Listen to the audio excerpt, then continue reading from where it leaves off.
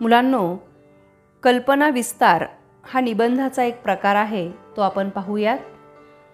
कल्पना विस्तार कशा पद्धतीने करायचा याविषयीचा मी एक स्वतंत्र व्हिडिओ अपलोड केलेला आहे, तो तुम्ही अवश्य पहा.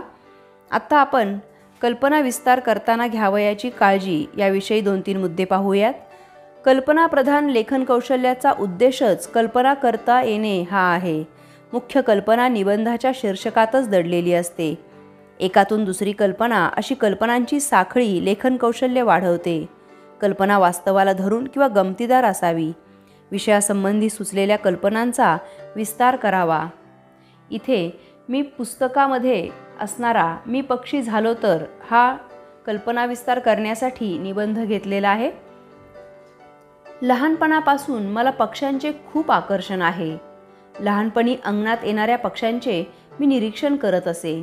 मोठे झाल्यावर पक्ष्यांची माहिती मिळवू लागलो. पक्ष्यांचे फोटो घेऊ लागलो. याद्वारे मला पक्षी जीवनाची माहिती मिळाली. त्यांच्यातील विविधता कळाली. आता मी एक दुर्बीण घेतली आहे. त्यामुळे मला उंच उडणाऱ्या पक्ष्यांचे निरीक्षण करता येते.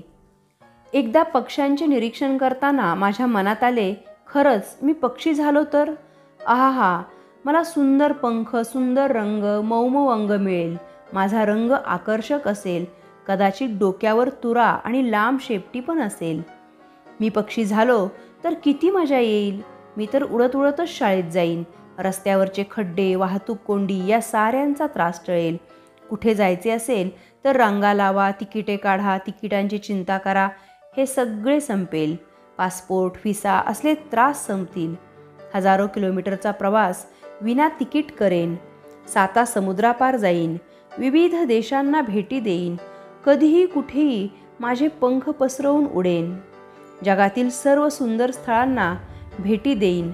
दमलो की एखाद्या झाडावर निवांत बसेन. कधी झाडाच्या शेंड्यावर बसेन, कधी फांदीवर बसेन. आवडेल ती फळे खाईन.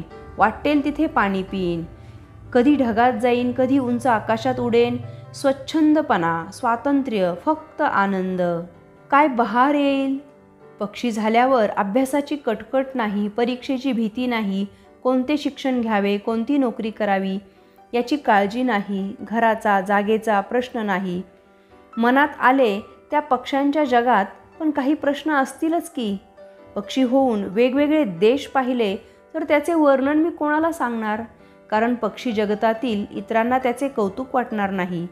पक्षी झाल्यावर शाळा नाही, मित्र नाही, खेळ नाही, संवादासाठी भाषा नाही, चित्रकाम नाही, आईस्क्रीम नाही, पिझ्झा नाही, बर्गर नाही, सिनेमा नाही, झोपायला मऊ गादी नाही, एकट्यानेच आकाशात भरारी मारायची.